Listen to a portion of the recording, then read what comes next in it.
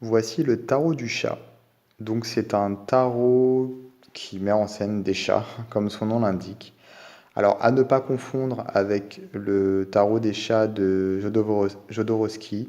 C'est pas exactement le même, c'est pas du tout le même, mais c'est vrai que les illustrations ressemblent un petit peu. C'est pas non plus le tarot du chat, l'Oscar Abeo, qui est différent.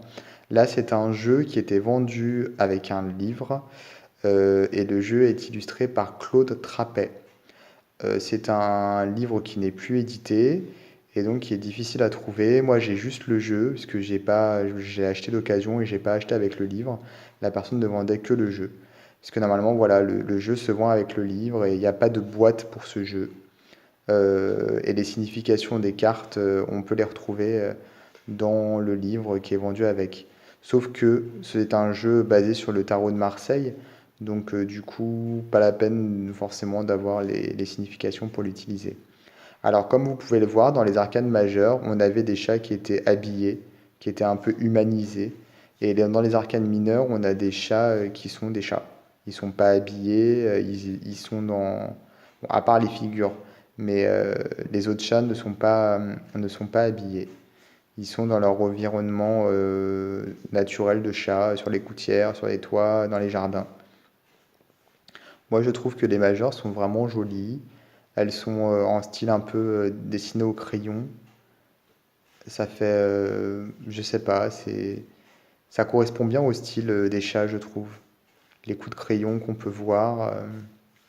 Et donc, pour chaque série de mineurs, on a une race de chats différente. Et pour les figures, on retrouve les mêmes chats, la même race. Alors moi, je suis pas trop au courant et je connais pas vraiment les races des chats parce que je suis pas trop chat, je suis plus chien. Mais voilà, pour les amateurs de chats, ils reconnaîtront les différentes races pour le jeu. Et donc oui, dans les arcades majeures, on voit bien les, les crayonnés, on voit que ce sont vraiment des sortes de dessins, peut-être du pastel, j'ai du mal à me rendre compte. En tout cas, c'est joli. Et j'ai eu pas mal de jeux sur les chats entre les mains. Et je trouve que celui-ci est le plus sympa, le plus original et classique en même temps. Donc au niveau du dos, c'est tout simple.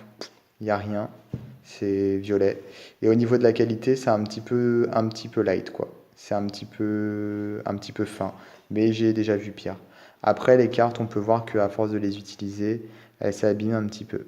Ça, c'est parce qu'elles sont trop fines, justement.